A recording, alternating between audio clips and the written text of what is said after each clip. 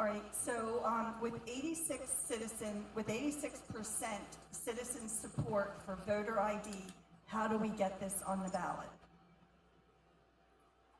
So I think again, if we control the levers of power in the House, the Senate, and the President, and the presidency, and we have a significant majority in the Senate, I think the thing to do is to require voter ID in all federal elections. Obviously, the Democrats, when they were in power, tried to go exactly the opposite way and outlaw voter ID, the requirement for voter ID.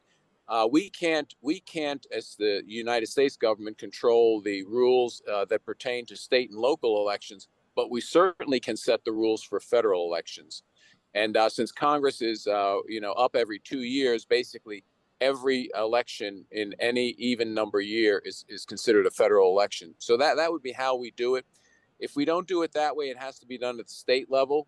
And honestly, in Maryland, it'll just never go through the legislature. I tried it. I actually sponsored one of the voter ID laws when I was in the state Senate. The Democrats just not going to allow it because it obviously would prevent some fraud. Second question is, our recent data indicates that our voter rolls are anywhere from 14 to 18% inaccurate.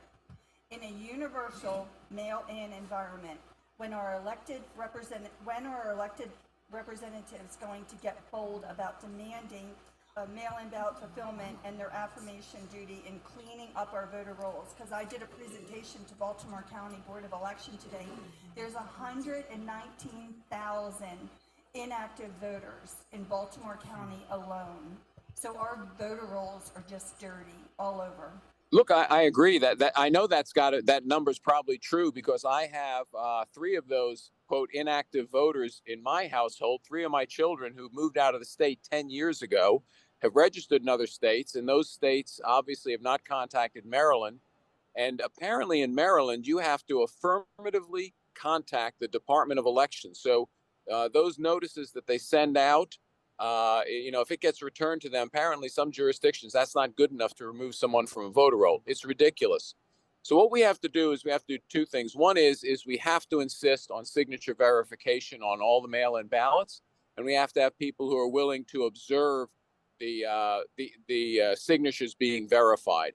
And then we have to, insist that voter fraud be aggressively dealt with in the criminal justice system. That is, it should be very illegal.